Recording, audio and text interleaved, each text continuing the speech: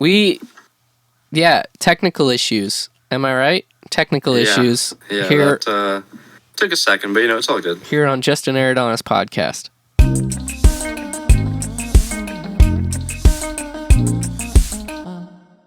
And is that where you put in the little like ba ba ba? Yeah. Basically, yeah. I just give myself 3 seconds to say something that's maybe not always funny, but like relevant, and then I just cut in the intro music, and then take a sip of my smoothie.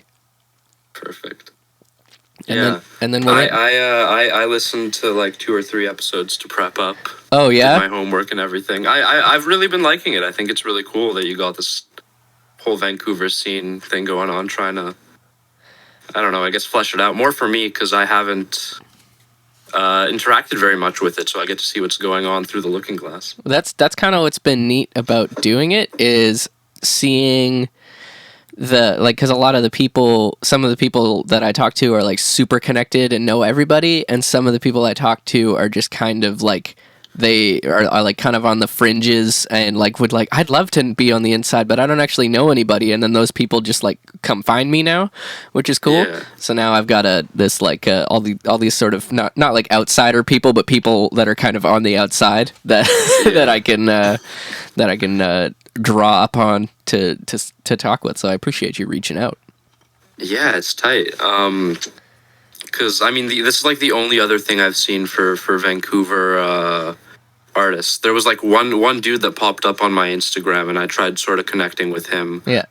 But it didn't work out too well. So it's cool that we could do this. Yeah. I went and found a new webcam for this. Oh. My old one looks like a film from 2004. Let me show you this 1 second here. Right.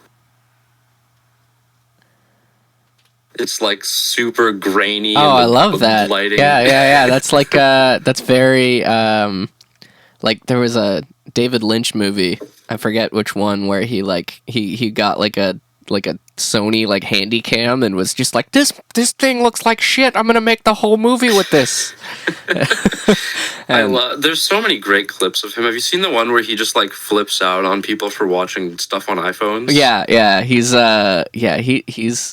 He's a relic of another time, but like so pure in his devotion to the art that you can't really fault him for it. Yeah. Oh, we missed a part. Who are you? Oh my god. Well, my artist name is Pink Shorts. Cool. I pretty much just got out of high school, so now I can focus more on the music thing. I haven't had a release very recently, but I have like a whole bunch of stuff that just needs to get mixed, and I'm probably gonna put it out as a mixtape called Variety Hour, because there's like no coherent theme. It's just a whole bunch of songs I made. Right. So you're just like hitting the ground, like sprinting. Oh, absolutely. Right. So and you're also just pretty new to all this, then, I guess. Yeah. So, I mean, I made like my first like proper song, or what I consider a proper song, when I was like 16. Right. Yeah, that's the one that's on Spotify, like a YouTube right? Beat I found. Yeah. So you're DIYing the hell out of it. Oh yeah. Okay. Yeah. No, I've got about 10 years on you, and so it's I can definitely say I've been there, in the do everything you can because nobody else is going to help you, and it's too expensive, and you're too young, and nobody else wants to give you a chance. You can even see here that I set up a little bit of sound foam. I've just been recording everything in the basement. Right. I used to go to the library downtown. I don't know if you've heard about it, but they had like the recording studios there. Yeah. But they shut them down, so now I had to move everything down here. Oh, okay. Yeah, no, I didn't realize they shut that down. I remember reading about them starting to do that, and I just kind of turned my nose up at it, because at that point I was already like making my own stuff, and had all my own gear and all that. And I'm like, how's that going to help anybody? Like, I can't be creative in a library. And then honestly, they were great. My one complaint is that like they have like 2 sizes of room, and one's like a 12-foot by 12-foot little cube where you can fit like 2 people. Yeah. And the other one's like huge. It's like I had like 6 people in there with me one time. Right. but the cubes are so unbelievably hot. Like, it was winter and everyone would, not everyone, it was two people, but we were both in our t-shirts. Yeah. Because it was just like you burning up in there. Well, that's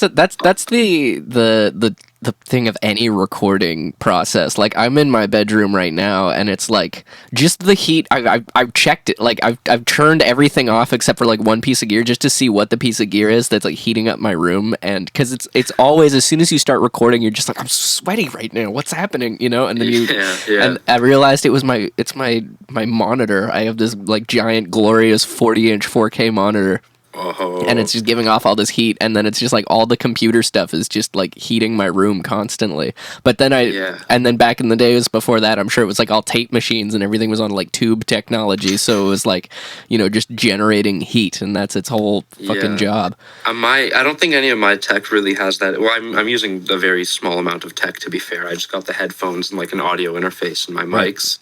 But what's really messing with me is just up there is like a heating vent. And so my mother will pump up the heat right when I'm recording, and then suddenly my throat gets really dry because I'm directly under it. Oh, yeah. Do you hear the, do you hear it kick in, too, in your recordings? And you're like, fuck, Mom! Yeah.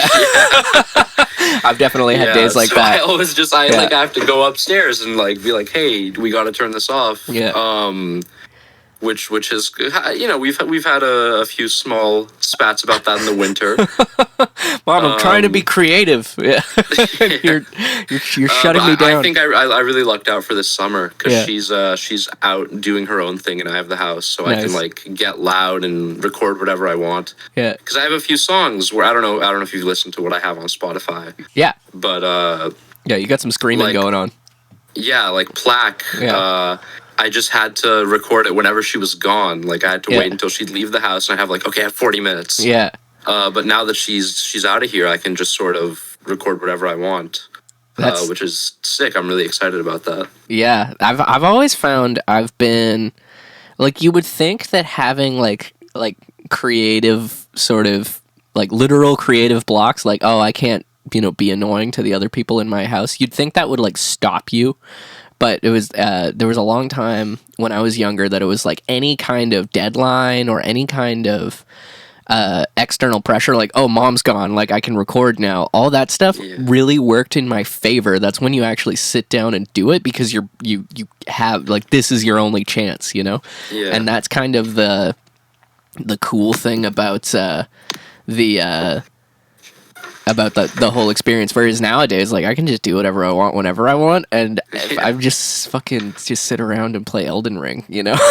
Oh my god, I haven't touched Elden Ring in a while, but I've been loving it. Yeah, I'm about to get back into it hard. I managed to build this new PC right before the game came out, so I got to enjoy it, like max graphics and everything. Beautiful. Yeah, I don't give a flying fuck about graphics. I found, like, I know that it's like, as a PC gamer, it's like sacrilegious to not care if your game's at 120 frames a second or whatever. But I was, but I mean, I came up on like the N64, so whatever, you know, like I'm stoked that the Steam Deck is showing up today. I ordered it back like a year ago, and that's apparently Elden Ring's like the game, and I'm like about to start New Game Plus, and I'm just going to be doing it while I'm at work. And I pretty much just beat like, Godfrey or whatever his name, the dude who grafts people and shit. Oh, Godric, yeah. And then I explored a good amount of the world and I stopped playing, but now that summer's here, I'm probably going to pick it back up once I get some more music stuff done. Yeah. Well, just, you know, give yourself the ability to get some stuff done, because that game just sucked 100 hours out of my life like a drinking straw. Yeah, oh my god. I'm like that with The Binding of Isaac. I don't know if you've played that before. But I've seen it played. It's so quick and replayable. Oh yeah. The second I start, excuse me, I am very dehydrated. I'm gonna get water the second I finish this sentence. Well, you can go now. Yeah. But I just played it for like 2 hours before we started because it's just such a like quick game to start up. Yeah. And I have like 950. Christ. hours because I've been playing since 7th grade. Yeah, I had that with the last game that I did that with that was like a massive obsession. I guess it was Overwatch, but it was pretty small. It was only for a little while, and then when it first came out. But before that, it was Team Fortress 2. I had like 2,000 hours in Team Fortress 2 because I played it. I loved TF2. I played it from the launch. I got almost his. Okay, no, I don't. Yeah, I've only got. Not only, I have 670 on that game. Yeah, but that's still ridiculous. I'm part of it. I think there was a thing for a little while where it's like you could only get cool items if you like idled the game for a long time. Oh yeah, I would leave it idled all day for months. Yeah, exactly. And it's like I remember I can't even imagine what I did to my parents' power bill just by like leaving the game on and doing dumb shit like that. But it's like what I would do is I would grab my laptop and I'd close it just enough for the screen to like shut off. Yeah. But for the computer to still be running, so I could still get the idling stuff, but it wouldn't like be visible. Right. I guess I don't know why I was doing that. But. Yeah. Just trying to sneak it in. I used to play it in high school as well. Once we figured out how to get in, because I'm sure it's different now, but when I was in high school, Wi-Fi was a new thing. Like the school didn't really have Wi-Fi until I was in like the 12th grade, and 12th grade is like nobody gives a shit about what you're doing, so because you're just kind of whatever. And so there was like I was really tight with all the band and choir teachers, and they had like a shared office, and so we would just hang out in and around the band room and just and then we finally figured out the school Wi-Fi. Somebody like let it slip the password, and so we would just play Team Fortress 2. I had like a MacBook, and then it was because back then they used to make games that ran on Mac, and so I would just play Team Fortress 2 and just leave it idling while I was in class and stuff. Oh, that's rad. What I Like the first year I came into my high school, there were these people who would just hang out in the the student council room with the CRT TV. Ugh. Or I don't remember the big box ones. Yeah, the old timey one. Yeah. And they would just play Melee. Yeah. And so I got really into Smash Brothers Melee because of them. Yeah, we did the same thing with Brawl.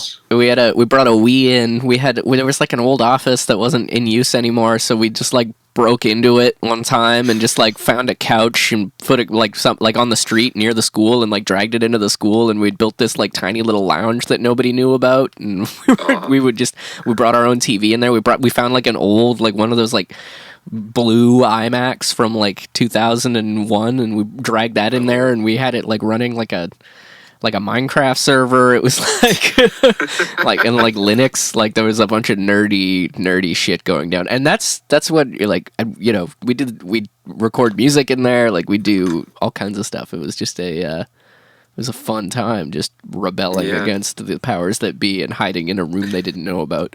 Felt so cool. Yeah, man. So where'd the name Pink Shorts come from? It's so I was like 14 at this, God, what was it called? West 49, which was like some sort of skater shop. Oh, I know it. I know it well. It was the only place to get clothes in the small town I grew up. I mean, I'm not even a skater, so I don't know what I was doing there. Nobody did. I think it was just like the first time I started caring about clothes and all the stuff in there seemed cool. Yeah. And I was looking at this pair of pink shorts, which I was really into, but I was like super concerned about like, I was like 14. I was like, oh, I'm gonna see him, blah blah blah. Men don't wear pink, blah blah blah. And I just sort of stared at them for like half an hour and decided, fuck it. I really like these, and I think I should be able to just do what I want. Right. And it was sort of like the first time that I just decided to wholeheartedly, be myself about something. Huh. Yeah. And I thought about it. I was like, first of all, I think that's just like a catchy name that would stay in people's heads. Right. And second, it has some personal meaning.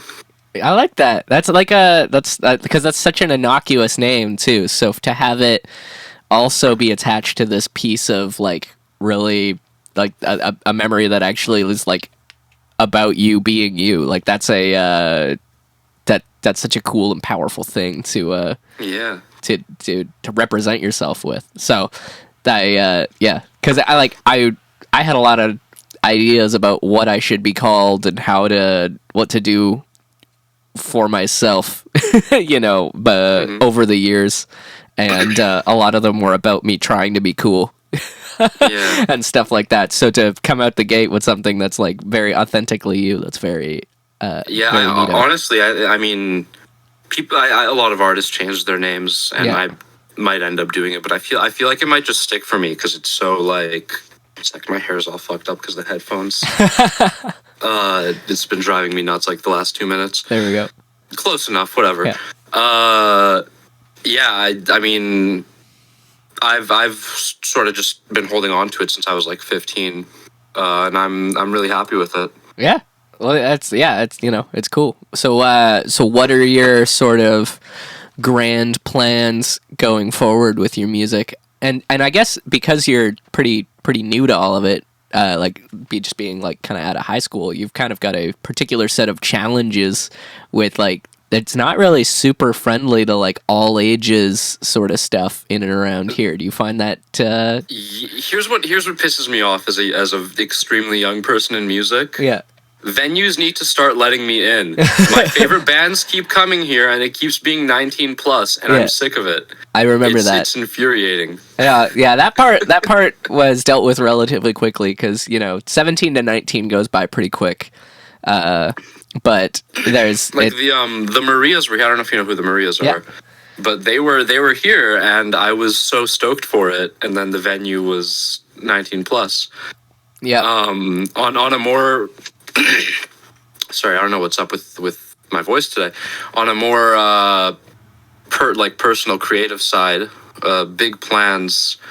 I wanna do some sort of album kind of relating to technology, right? Because I feel like there's a lot of despair there. Like a lot of people are really worried about AI or romance in the digital age or this or that. Yeah. But there's also Jesus Christ. Did the water make it worse? Yeah. There's also a lot of I don't know. There's a lot of great stuff coming from, and I think it's like a really interesting double-edged sword. Yeah, it always has been. Here. It always has been, going back to like the gun, But that's really cool. So you're kind of in the writing ideation process of coming up with stuff like that. Yeah. I mean, I just want to do like concept albums because that's what I listen to. Like, I know a lot of people are into playlists and stuff, which is, I mean, I got a couple for myself, but I mainly listen to like albums as completed pieces of work, and I just want to be able to do that sort of stuff. Huh. Because it's just what I like. Right.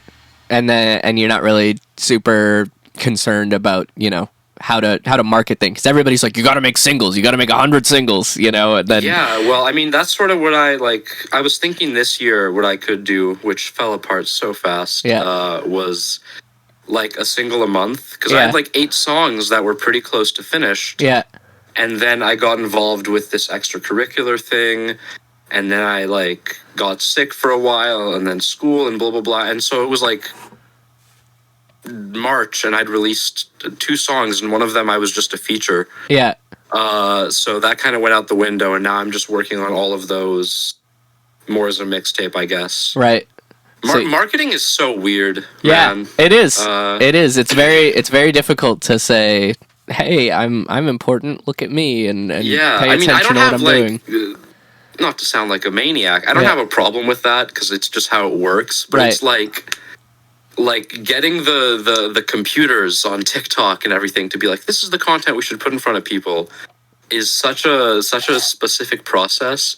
Like, I put out this TikTok 2 or 3 weeks ago, which was about how much I loved Vancouver public transport and how they had free Wi-Fi and like air conditioning, and like, oh, this is so great. Yeah. And I thought, you know what, I'm just gonna put my own song over this. Yeah.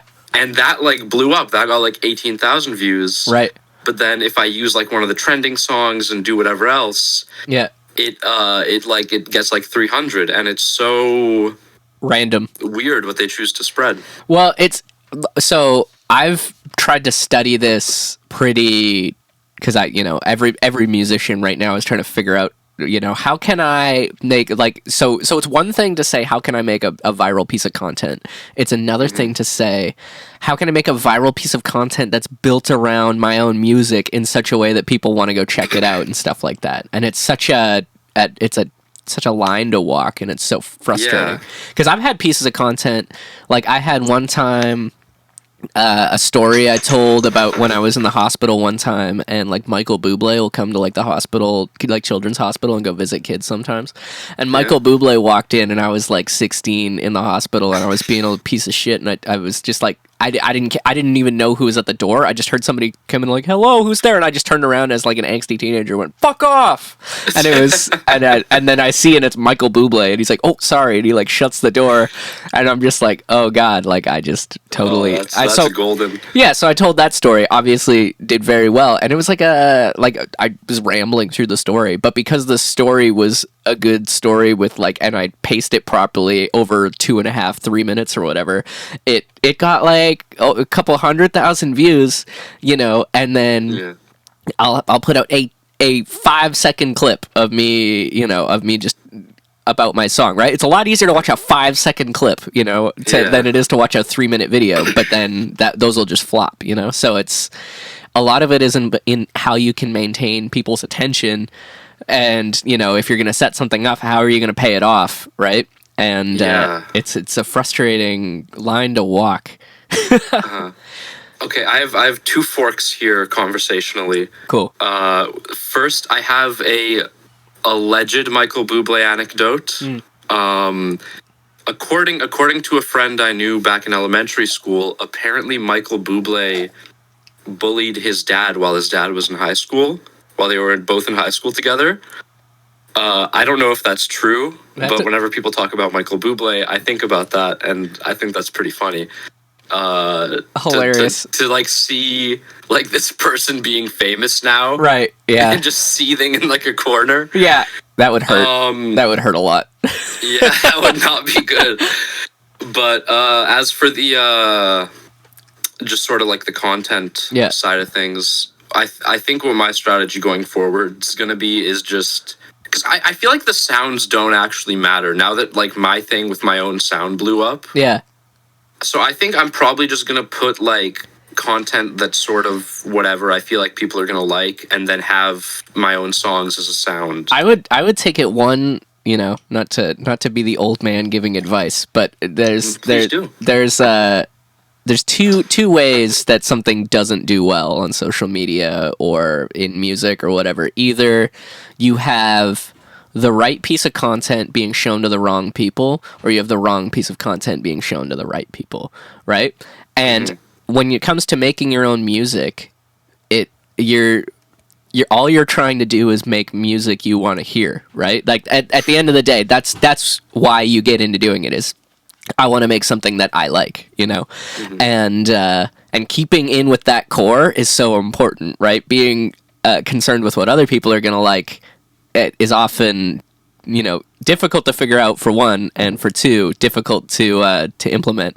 Because if you're just making things that you like, and extend that out to your content, and just make something that you think is funny and something that you think is, good, whatever that may mean to you, then it's just a matter of saying, okay, I have the right piece of content, and then it's just about finding the people to put it in front of. And I found like hashtags, are actually a lot more effective on TikTok than sounds, but that's bounced around as well too. Sometimes you use a sound and it's going to show it to other people that have seen videos with that sound. Sometimes people like a video and it's got a particular hashtag on it.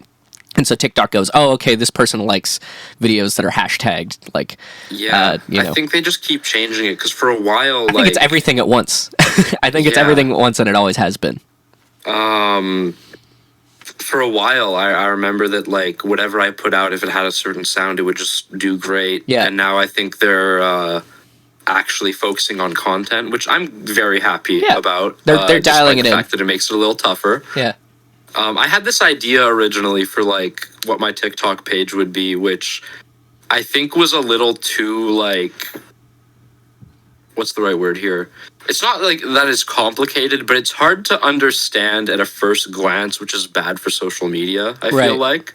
because the idea was just gonna be that I was like totally inept on social media and I didn't know what was going on, and I'd like try doing trends, but it's not just that I would do them wrong.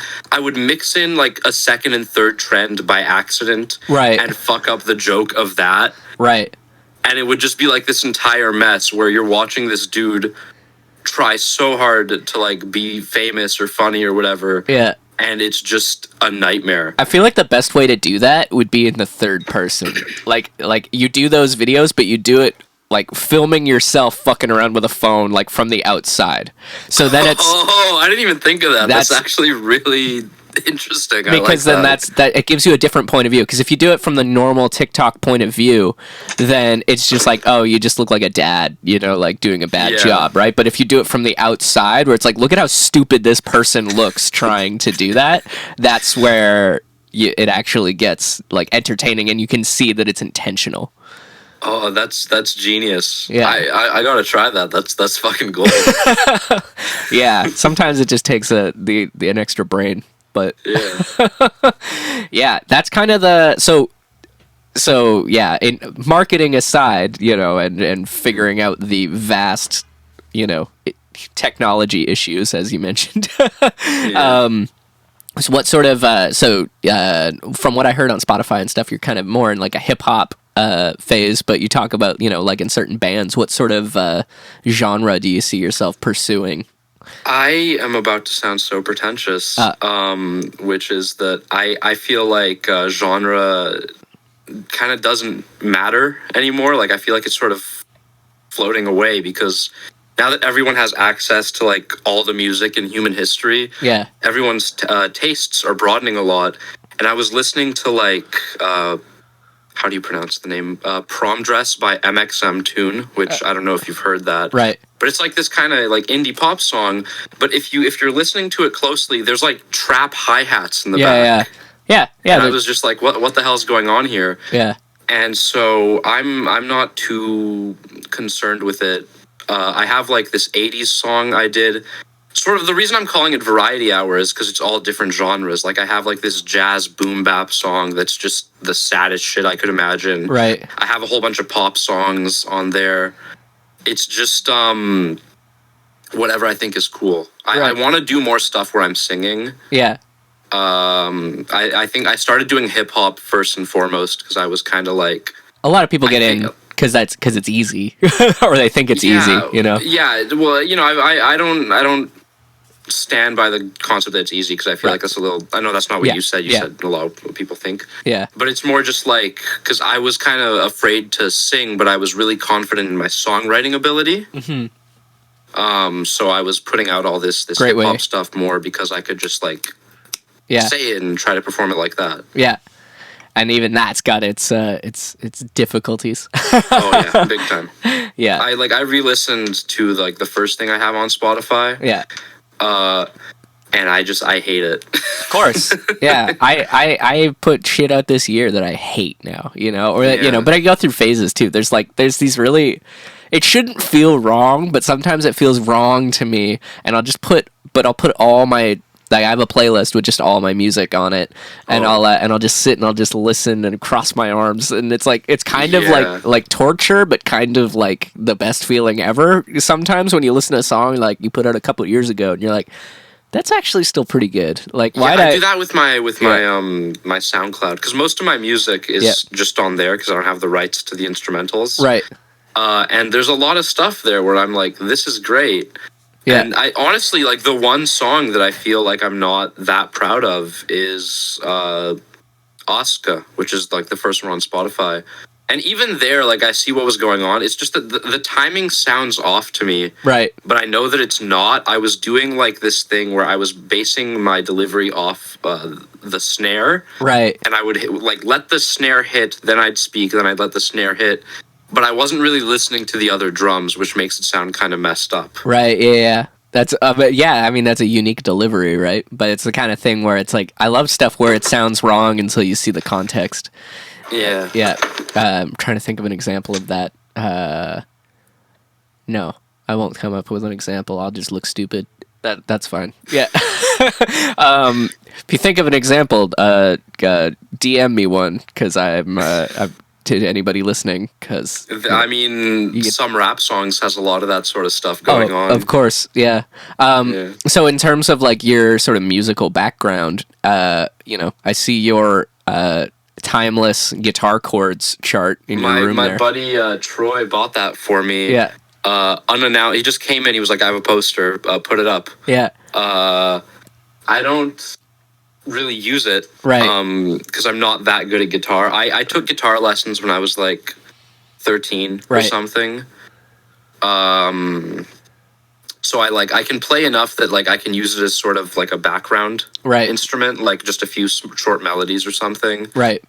But I think most of the musical knowledge I have sort of developed over the last 2 or 3 years, because I got FL Studio, and then I was like, well, I should try learning theory, which I have, you know, some knowledge there. I'm no genius for that stuff. Yeah. But I have enough that I can produce well enough. Right. And then this year I decided I'd take vocal lessons because I wanted to get better at singing. So I don't have any like super formal training, but I have like I've dabbled in a little bit of everything, and I feel confident in it.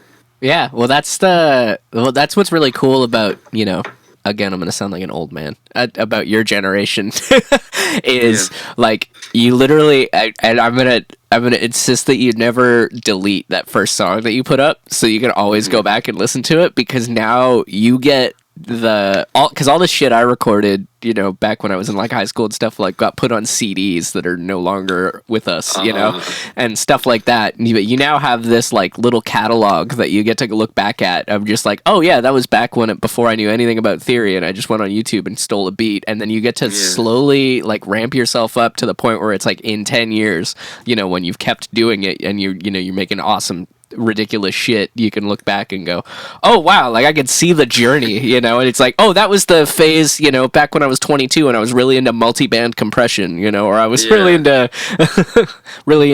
that particular synthesizer. No clue what's going on with multi-band. I can sort of fathom regular compression. Multi-band is a different animal. Yeah, it's a different situation entirely.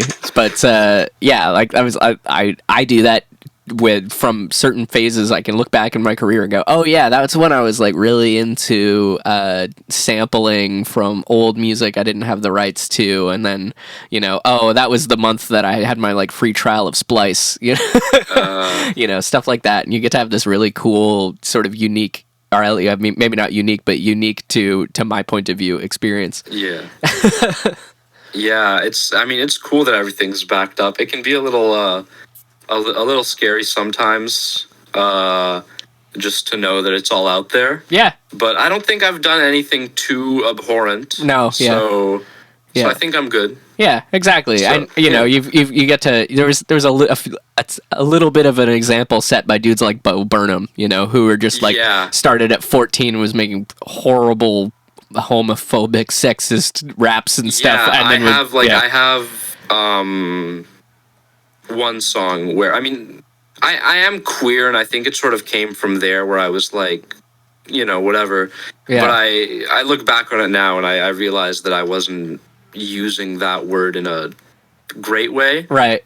Yeah. And I have that song like privated on YouTube. I never actually finished it. Yeah. But I was like, hey, take a look at this. What do you think? My friends were all like, this is really cool. I didn't know you made music. And it was like the first song I ever did. Yeah. That's the thing, is you kind of you know, it's one thing to, I guess, to be growing up, you know, in public, you know, it's another thing and learning and coming up with all of your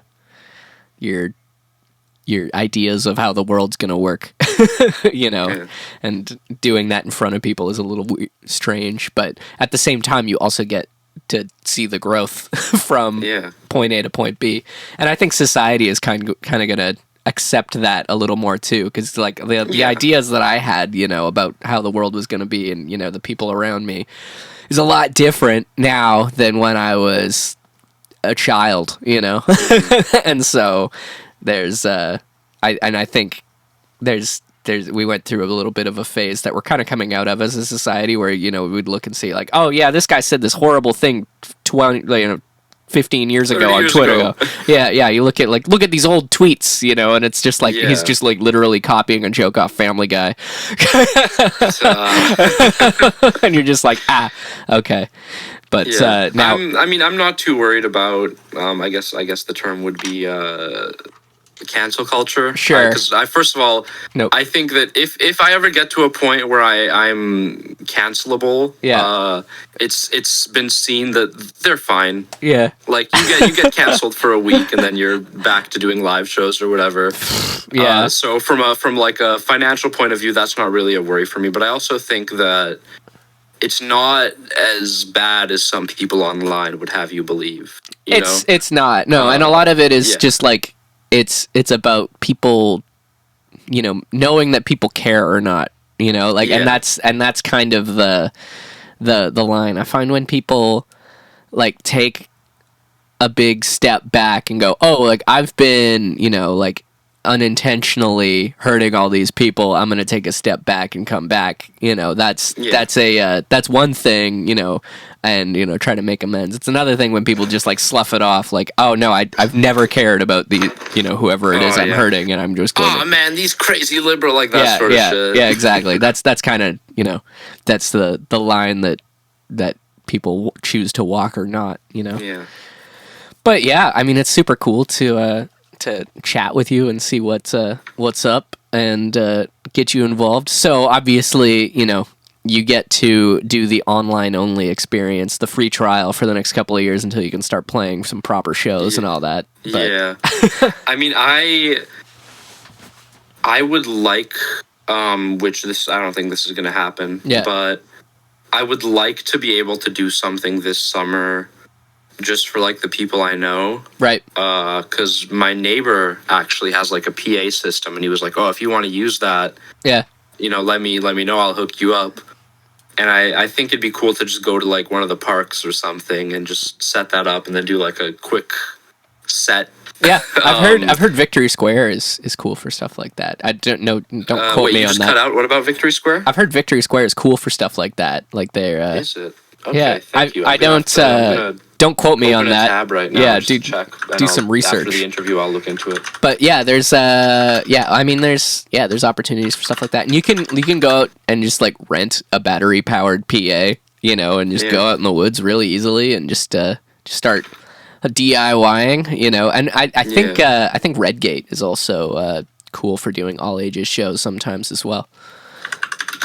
I think they're the only place. I've opened 2 tabs for them. I'll look at them later. Thank you. Yeah. Well, that's kind of what we're trying to do here. So is grow that sort of stuff, because those are the places that still allow stuff like that. And I don't know if it's age restricted, because I never look at that anymore now that it's not a problem for me, you know. Yeah. But I think there's an open mic that.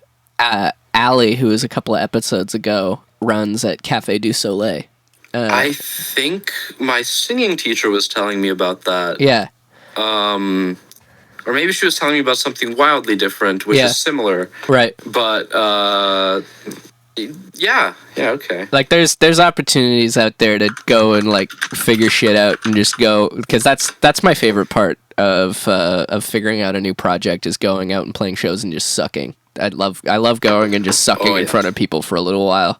I still do it on a pretty frequent basis. I've played hundreds of shows in my life at this point, but my favorite part is when I'm trying to figure out like a new setup or a new genre or something, and just going out and just having people not get it. I think that's kind of the nightmare for me, is that like there's a tech issue, which I know is inevitable. Like in my head, I understand it's just a part of it. Yeah. But like that like worries me so deeply, because I feel like most people don't like know there's gonna be like, oh, this guy sucks. Yeah. And then I've noticed with people my age that they're sort of like very.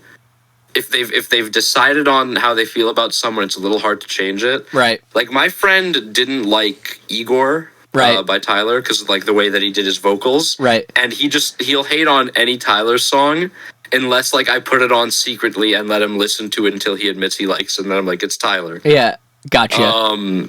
And so I feel like that could happen to me. I've been that way.